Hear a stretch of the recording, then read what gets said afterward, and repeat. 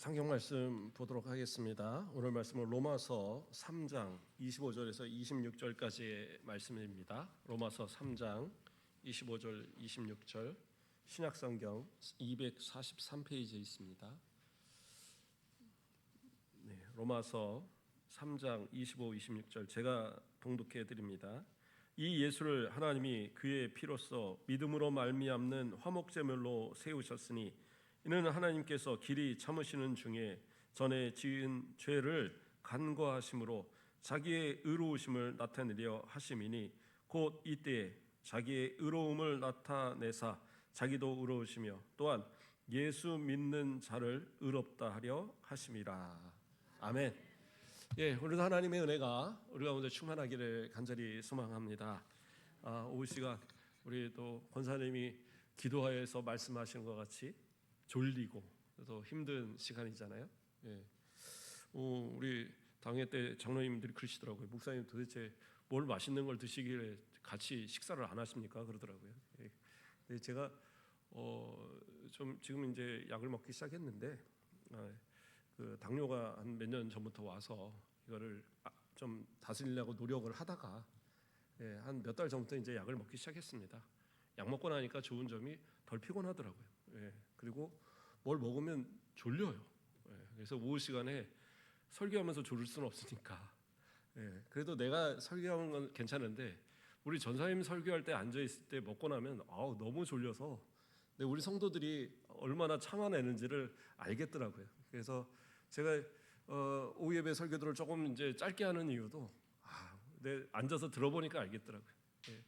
진짜 허벅지를 꼬집으면서 아무리 해도 이 잠이 다 안 달아나더라고요. 그래서 그렇습니다. 그래서 오늘 아까 우리 어른들 식사하시는 거 가서 이렇게 한번 돌아보고 오니까 또 목사님 왜 안 드세요? 뭐 이러신 분도 있던데 그냥 그래서 그렇습니다. 집에서 따로 먹는 거 아니고 이해해 주시고 우리 인사 자주 하니까 자 어쨌든 오후 시간 우리 피곤하지만 또 말씀으로 함께 은혜 받고자 합니다. 오늘 말씀의 제목은 칭의입니다. 우리가 성도의 그 구원의 서정, 구원의 서정에 9가지가 있다고 그랬죠. 소명, 중생, 회심, 신앙, 칭의, 양자, 성화, 견인, 영화 이렇게 되는데 그 가운데 5번째 제일 중앙에 있는 것이 칭의입니다. 칭의. 칭의는 의롭다 칭하는 것을 말해요. 의롭다고 말하는 것을 이야기하는데요. 우리는 우리 스스로 의로울 수 있는 방법은 없습니다. 왜냐하면 아담의 후손으로 태어난 모든 사람들은 다 죄인이. 그래서 성경은 로마서 3장 10절에서 12절에 기록된 바 의인은 없나니 하나도 없으며 깨닫는 자도 없고 하나님을 찾는 자도 없고 다 치우쳐 함께 무익하게 되고 선을 행하는 자는 없나니 하나도 없도다 이렇게 얘기합니다. 그러니까 스스로 의로울 수 있는 사람은 아무도 없어요. 그래서 좀 깨끗하게 사는 것 같은데요. 그래요. 좀 상대적으로 죄를 적게 지을 수는 있을 거예요. 상대적으로 죄는 적게 지을 수 있지만 그러나 우리 가운데의 죄들은 아무리 작은 죄라도 스스로 해결할 방법이 없는 거예요. 그렇죠? 내가 이 물건을 하나 훔쳤다고 생각을 해봅시다. 내가 훔쳤는데 생각해보니까 이게 잘못이에요. 그래서 이 훔친 거 이상으로 내가 착한 일을 많이 해야지. 그래갖고 내가 가서 열심히 착한 일을 많이 했어요. 정상 참작은 될 수 있지만 그 훔친 것으로 인해서 내가 경찰에 잡혔어요. 그럼 경찰은 무엇만 봐요? 죄진 것만 봐요. 아무리 그 사람이 다른 것으로 좋은 일을 많이 했어도 그건 아무 상관이 없어요. 죄진 것만을 보고 죄에 대해서 판단을 한단 말이에요. 그래서 내가 아무리 노력을 하고 수고를 해서 착하게 살았다 할지라도 내 작은 죄, 상대적으로 저 사람보다 내가 죄를 적게 진 것 같아도 그 죄 때문에 나는 지옥에 갈 수밖에 없는 거예요. 목사님 그래도 삶 가운데 진짜 법 없이도 살 것 같은 그런 사람이 있습니다. 누가 있을까요? 우리 권사님들, 우리 집사님들, 장로님들 보면 다 그럴 것 같아요. 전혀 화 한 번도 안 내실 것 같고 우리 박하나 집사님 보면 벌써 다 인자하신 모습에 아무도 화 안 낼 것 같잖아요. 항상 우리 강선희 권사님한테 항상 인자한 모습으로 대하시고 정말 말도 조심조심하시고 다 그렇게 생길 것 같지만, 그러나 그렇다 할지라도 우리 가운데 뭐가 있어요? 원죄라는 게 있어요. 아담의 후손으로 내려오는 이 사람들한테는 이 원죄라는 것이 있어서 이 죄로만으로도 우리는 구원받을 자격이 없는 거예요. 그러니까 내가 죄를 안 지려고 노력한다 그래서 안 질 수도 없지만, 누군가가 죄를 진짜 봤을 때 태어나부터 이제까지 죄라고 말하는 걸 전혀 하지 않았다라고 생각해도 내 안에는 원죄가 있어서 그 죄로 인해서 지옥을 가는 거예요. 그럴 수밖에 없어요. 그러면 어떻게 우리가 이 죄의 문제를 해결할 수 있느냐? 그건 단 하나의 방법밖에 없습니다. 하나님께서 우리를 의롭다고 인정해 주셔야 되는 거예요. 그래야지 죄인이었던 우리가 의인으로서 천국에 들어갈 수 있는 거예요. 죄 있는 인간은 천국 못 가요. 아니 목사님, 그러면 저는 죄 있는데, 저는 생각해 보니까 너무나도 죄가 시글시글 많은데 이 죄를 어떻게 해결을 해야 됩니까? 그러면 저는 천국 못 가는 겁니까? 아니요. 제가 분명히 얘기했잖아요. 하나님께서 의롭다라고 인정하신 자는 천국을 가요. 그러면 자, 여기서 이제 문제가 생깁니다. 하나님께서 우리를 의롭다고 칭하시는데, 그러면 하나님이 우리를 그냥 의롭다고 칭하시는데 우리가 죄인이에요? 죄인이잖아요. 우리 김진일 권사님 죄인입니다. 그렇죠? 근데 김진일 권사님은 하나님이 너 의인이야, 너 천국 보낼 거야 라고 말한다면, 죄 있는 다른 인간들, 그들이 생각할 때 뭐라 그러겠어요? 이건 불합리합니다. 저 사람도 죄인이고 나도 죄인인데 왜 저 사람은 하나님께서 이쁘게 보셔갖고 천국 보내고, 왜 나는 죄인데 내가 생각해 보니까 저분보다 더 죄가 없는 것 같은데 왜 나는 지옥을 가야 됩니까? 라고 말하지 않겠어요? 그렇게 말할 겁니다. 그렇죠? 아마 지옥 가는 사람들 가운데서 또 많은 사람이 그렇게 따질 거예요. 아니, 나는 보는 때 저분보다 나는 정말 난 착하게 산 것 같은데 왜 나보다 저 죄인같이 사는 사람이 저 천국을 가고 나는 왜 지옥을 갑니까? 그런데 만일 하나님께서 정확한 어떤 이 근거도 없이 너 의로와 해갖고 그냥 천국을 보내고 너는 죄인이야 하고 지옥을 보낸다면 하나님 어떤 분이세요? 의로운 분이 아니신 거예요. 하나님이 그러면 불의한 하나님이 되시는 거예요. 불의한 하나님이시라는 건 뭐예요? 그 가운데에 어떠한 구원의 능력도 있을 수가 없는 거예요. 그런데 하나님은 우리를 구원하시잖아요. 어떻게 구원하십니까? 예수 그리스도의 보혈을 의지해서. 그 예수 그리스도의 보혈을 의지해서 나오는 그들에게 예수 그리스도의 그 의가 전가됨을 통하여서 그들이 의롭다라고 인정을 받는 거예요. 그렇게 해서 우리가 의로워진 것이지 우리가 상태적으로 변해서 의로운 게 아니에요. 중생과 비교를 하면, 앞에서 우리가 중생을 배웠잖아요. 중생은 어떠한, 우리가 어떻게 보면 깨닫지도 못하는 가운데 중생은 일어납니다. 성령께서 내 가운데 내재하셔서 정말 내가 죽었던 영혼이, 정말 살 소망이 없었던 완전 죽었던 그 영혼이 새 생명을 얻었단 말이에요. 그것은 우리의 변화죠. 완전한 상태의 변화가 일어난 겁니다. 그런데 의인이 된 것은요, 죄인이었던 우리가 의롭게 변화된 게 아니에요. 이걸 분명히 아셔야 돼요. 그러니까 우리 자체는 그대로 죄인이에요. 죄인. 그런데 하나님께서 우리를 의롭다고 칭하신 거예요. 근데 그 근거가 누구냐? 예수 그리스도로 인해서.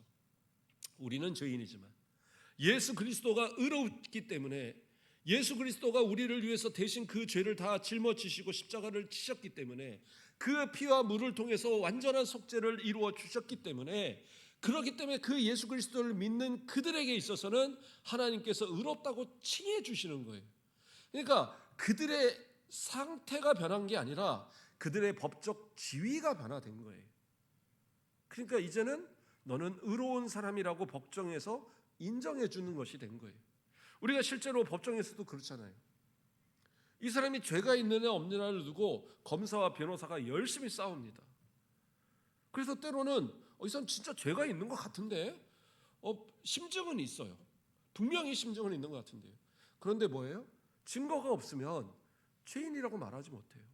그러니까 검사가 아무리 이 사람은 나쁜 사람이니까 저기 감옥에 한 3년 보내야 됩니다, 아무리 떠들어도 변호사가 조목조목 반대하면서 이거 이렇게 해서 이 사람은 무죄입니다, 아무리 심증만 갖고 어떻게 이 사람을 죄인으로 뭡니까? 다른 사람 다 손가락질해도 법정에서 증거를 대로 해야죠, 그러면서 변호를 해서 이 사람이 무죄를 받았어요. 1심에도 2심에도 대법원까지 가서 무죄를 받았어요. 그럼 어떻게 해요? 나중에 이 사람의 죄가 발각이 돼도 이 사람은 더 이상 처벌을 못해요. 똑같은 것으로는 처벌하지 못합니다. 왜요? 법정에서 그 법을 따라서 그 사람을 의롭다라고, 이 사람이 의롭다가 아니라 그러니까 죄가 없다고 인정해 줬기 때문에, 그 인정받은 것이 그 사람이 진짜 죄가 있거나 없거나 이거 상관없이 이 사람은 죄가 없다라고 인정받아서 그래서 자유롭게 생활할 수 있는 거예요. 피해를 본 사람의 입장에서는 억울하겠죠. 그러나 세상의 법 안에서도 그렇게 인정받은 사람은 분명하게 자유롭게 살아갈 수 있는 그러한 권리를 갖게 되는 거예요. 마찬가지로 하나님께서 우리를 의롭다 하시는 것은 우리의 어떤 공로, 우리의 어떤 노력, 우리의 어떤 그러한 가진 어떤 것으로 인해서 그것을 근거해서 우리를 의롭다 하신 게 아니라, 우리는 아무런 공로도 없고, 우리는 아무런 자격도 없고, 우리는 어떠한 우리의 희생이나 헌신이나 이런 것을 가지고 값을 어떻게 해갖고 대충 매겨서 그것을 사는 그러한 것도 있을 수 없지만, 오직 하나님께서 택하신 자들, 예수 그리스도의 피로 씻음바 되어진 그들에게 예수 그리스도의 그 의를 인하여서 하나님께서 그 의를, 하나님의 의를, 그 예수 그리스도의 의를 전가시켜서 너는 의로워라고 인정해 주신 거예요. 이게 바로 칭의라는 겁니다. 벌써 설교 다 했어요. 목사님 오늘은 이렇게 끝나는 겁니까? 조시는 분도 몇 분 있는데, 그래도 설교를 이왕 시작했으면 좀 더 자세하게 좀 풀어가야죠. 그래서 이것을 조금 더 좀 살펴봅니다. 구약에서는 잠언 17장 15절을 보면 악인을 의롭다 하고 의인을 악하다 하는 이 두 사람은 여호와께 미움을 받느니라 하면서 의롭다 하고라는 말이 나와요. 그래서 의롭다 한다, 이걸 구약에 여러 군데 다 나오는 이야기인데 히츠티크라고 합니다. 히츠티크. 그래서 이 단어는 어떤 단어냐? 우리가 이제까지 설명한 것처럼 법정에서 너는 의롭다라고 인정하는 것을 얘기하는 거예요. 그래서 여기서 말하는 대로 악인을 의롭다 하고, 그러면 뭐예요? 법적으로 저 사람은 의로워. 이건 뭐예요? 불의잖아요. 불의. 잘못된 거죠. 그렇기 때문에 이러한 사람은 뭐예요? 하나님 앞에서 미움을 받는다라고 잠언에 말씀하고 있는 거예요. 그러니까 구약에서의 의롭다고 한다라는 것은, 의롭다 칭한다라는 것은 바로 법정적인 의미를 이해한다. 그러면 신약에서도 마찬가지로 의롭다 하심에 대해서 뭐라고 얘기합니까? 로마서 3장 20절을 보면 그러므로 율법의 행위로 그 앞에 의롭다 하심을 얻을 육체가 없나니, 여기서 의롭다 하심에 대한 것도 이것도 법정적 의미입니다. 그래서 여기서는 디카이오라는 단어예요. 디카이오라는 단어인데 이것도 마찬가지로 의롭다 하심인데 칭의인데 이것도 법정에서 이 두 단어가, 그래서 구약과 신약에 있는 이러한 이 칭의와 관련된 단어들은 다 법정적 의미를 갖고 있는 거예요. 그래서 법적으로 이 사람은 의롭다, 그것이 바로 하나님께서 우리를 의롭다라고 인정하시는 그러한 것이 된다라는 거예요. 자, 이것을 조금 더 구체적으로 다시 살펴보면은요.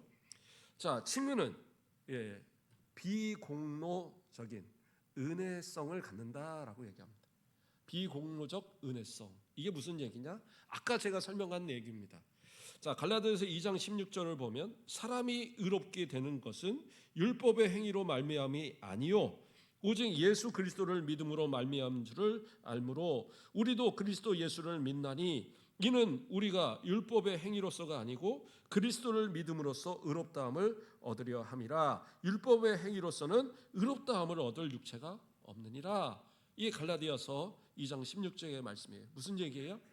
우리의 노력이나 어떤 우리가 법을 잘 지키고 하나님 말씀을 잘 지켜서 아이고 너 참 착하네, 너 참 잘 지켰네, 그러니까 너는 구원받아, 이런 건 없다라는 거예요.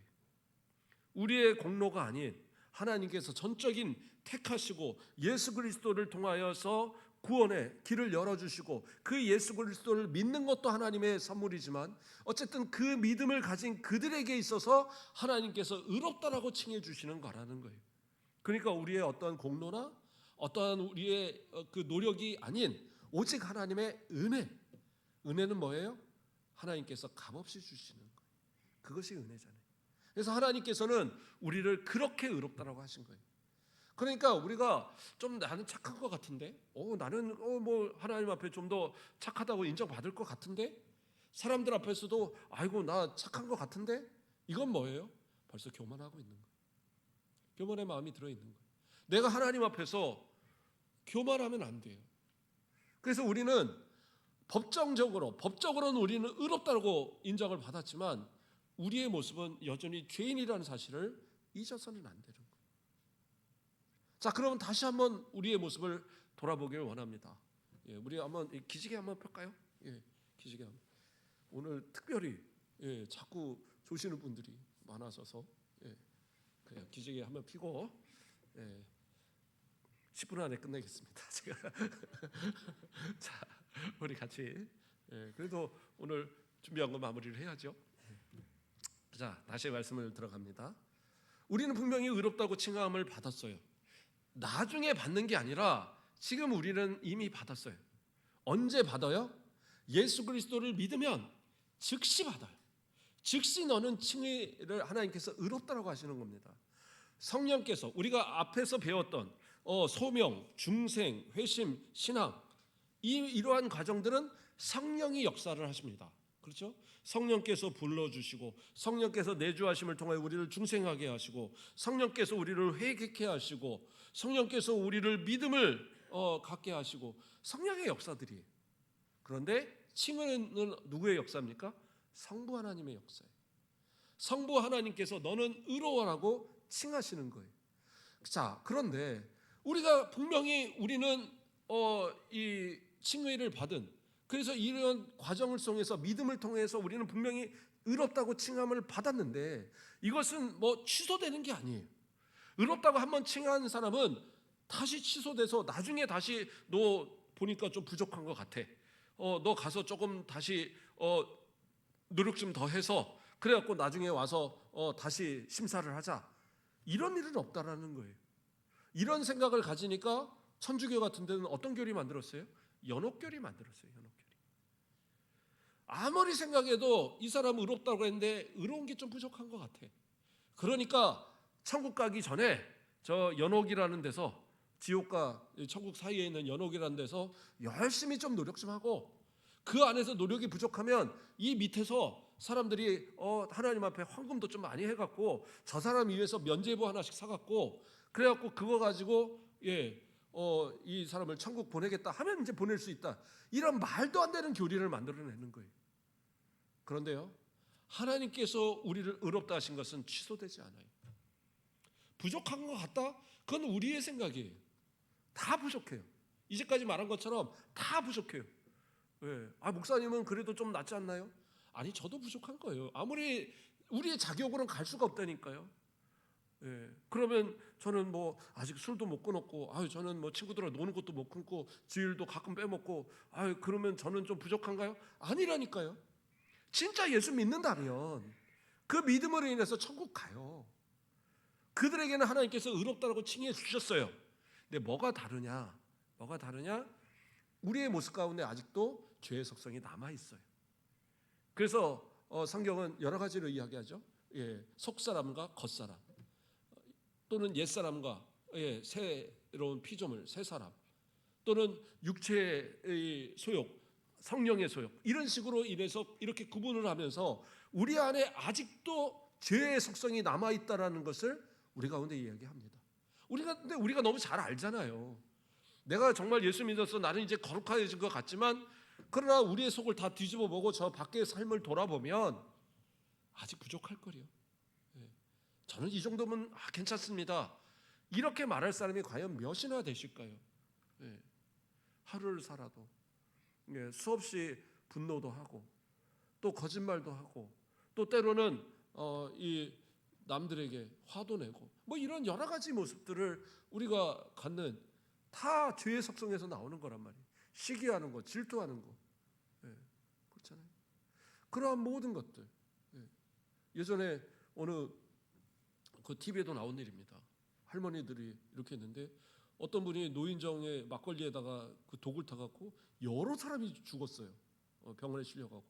왜 그랬어요?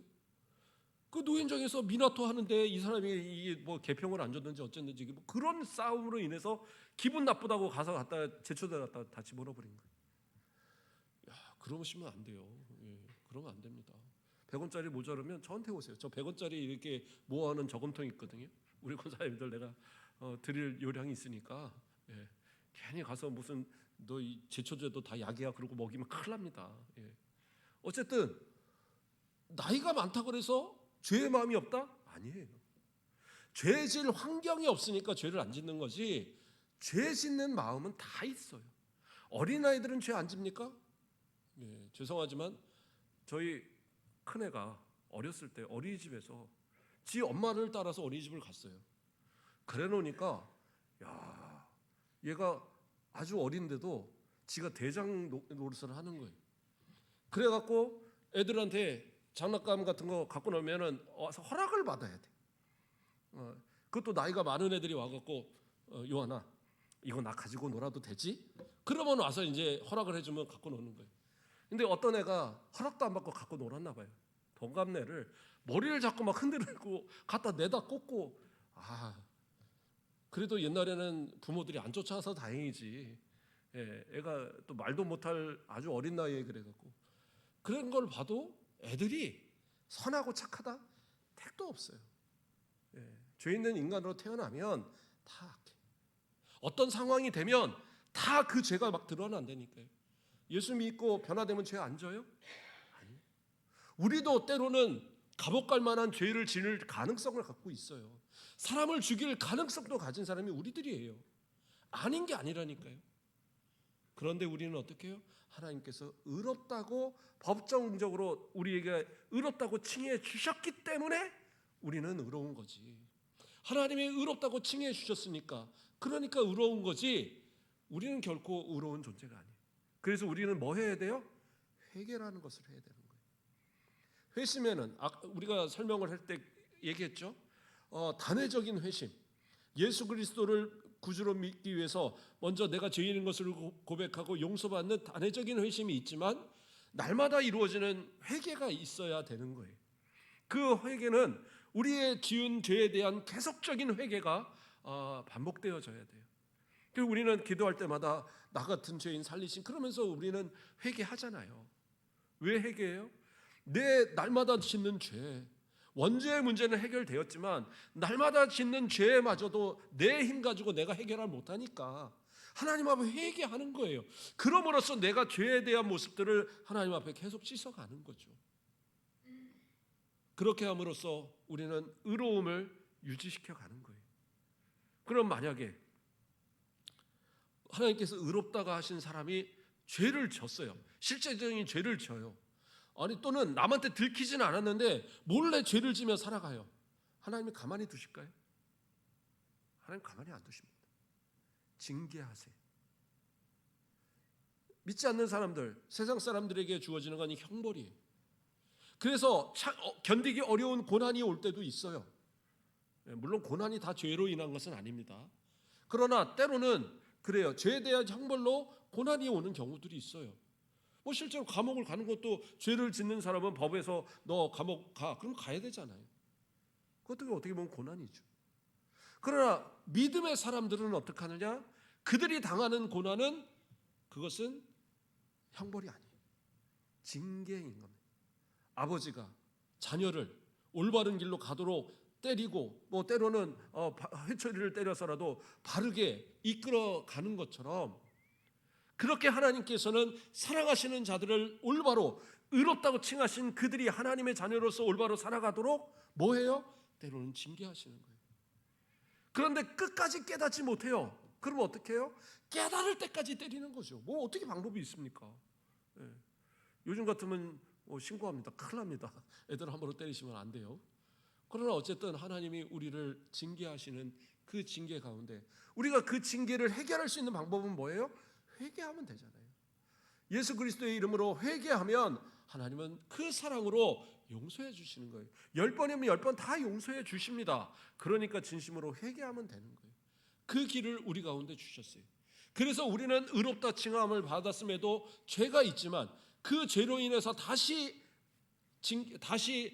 의가 취소되지 않는 이유는 우리에게 회개의 길을 허락하여 주셔서 예수 그리스도를 믿음으로 그 보혈의 공로로 그 보혈은 과거와 현재와 미래에 이르기까지 그 모든 죄를 용서하실 수 있는 충분한 그러한 귀중한 가치가 있는 보배로운 그 보혈이기 때문에 우리는 그 보혈을 의지하여서 회개하고 기도하면 하나님께서 어떻게 해요? 다 용서하여 주신다라는 거예요.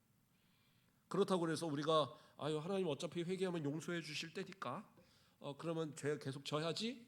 그건 뭐예요? 믿음이 없다는 증거가 되는 거예요. 그건 뭐예요? 칭언을 받지 못했다는 증거고 그것은 뭐예요? 내가 하나님 앞에 진정한 회개를 하지 않았다는 증거가 되는 거예요. 그러면 우리는 어떻게 해요? 반복되어 죄를 칠지라도 그 죄를 반복하지 않기 위한 하나님 앞에 회개와 삶의 변화를 위한 노력이 계속 따라가야 되는 거예요. 그게 바로 칭의를 받은 자들의 그러한 모습이다라는 거예요. 자, 아까 했던 말씀이지만 한 번 더 좀 또 설명을 합니다. 자, 하나님께서 우리를 의롭다라고 하는 것은 법정적인 의미라고 했어요. 그 법정적인 의미로 인해서 우리를 의롭다고 칭하기 위해서는 그 근거가 있어야 되는 겁니다. 근거가. 그 근거가 뭐예요? 예수 그리스도의 보혈입니다. 예수 그리스도가 우리를 위해서 희생하신 그 근거를 삼아서 우리를 용서하시는 거예요. 그러니까 하나의 용서의 법을 제정하신 거예요. 하나님께서. 그래서 그 용서의 법을 제정하시고 그 법을 따라 그 용서의 법을 따라 우리를 의롭다고 인정하신 거예요. 그러니까 예수 그리스도가 십자가에 달리셔 돌아가셔야 되는 것은 그냥 어느 순간 이 사람들이 너무 죄가 많으니까 어쩔 수 없다. 그러니까 어쩔 수 없이 십자가 져야 돼. 이게 아니라니까요. 그래서 창세 전부터 우리 하나님은 이미 우리의 구원을 계획하시고 예수 그리스도께서 우리를 위하여 피 흘리실 그것을 이미 계획하시고 죄진 인간들을 향하여서 원시복음 뱀의 머리를 상하게 하실 예수 그리스도에 대한 그 예언의 말씀까지 우리 가운데 주신 거예요. 뱀이 그 발꿈치를 물게 될 것이지만 여자의 후손은 뱀의 머리를 상하게 할 것이라는 그 약속의 말씀이 바로 그 근거가 되고 그것을 이루신 예수 그리스도의 보혈을 공로를 의지해서 우리는 뭐예요? 의롭다고 칭함받을 수 있는 근거가 된다는 겁니다. 그러니까 우리가 하나님께서 우리를 의로워 단순하게 생각할 것이 아니라는 거예요. 이것이 얼마나 치밀하고 얼마나 계획성이 있고 얼마나 또 많은 대가를 치르고 만들어낸 것이 칭의인가 의롭다 하심인가 우리는 깨달아 알아야 되고 하나님께서 나를 의롭다라고 말씀하시고 나를 하나님의 자녀로 삼아주시는 그 다음 단계로 넘어가지만 다음 단계로 넘어가는 거지만요 나를 그렇게 하시기 위해서 바로 그 예수 그리스도의 이 보혈이 그 보배로운 보혈이 그 핏방울 하나 딱 찍어도 내 같이 비교도 안 될 만한 그 예수 그리스도의 보혈이 누구를 위해서? 나를 위해서 그 모든 물까지 다 쏟아내면서 구원하시는 그 구원의 근거가 되었다라는 거예요. 그렇게 돼서 의롭게 되어진 우리들이라는 거예요. 그럼 얼마나 값진 의로움입니까? 이것을 너무나도 하찮게 여기지 말길 바랍니다. 나를 하나 구원하시기 위해서 이렇게 값을 치르시고 이 놀라운 하나님의 은혜로 그 의로움을 근거 삼아서 나를 구원하시는 이 역사를 내가 체험하고도 여전히 내가 죄 가운데 굴러가면서 그렇죠? 돼지 열심히 씻고 노니까 깨끗하다 하니까 신당에 가서 진흙탕에 구르는 모습처럼 우리가 그런 모습이 돼서는 안 된다. 오늘 이 말씀이 진짜 아멘으로 받아진다 한다면 일주일의 삶 가운데 나의 삶을 변화시켜 보길 바랍니다. 숙제입니다. 숙제.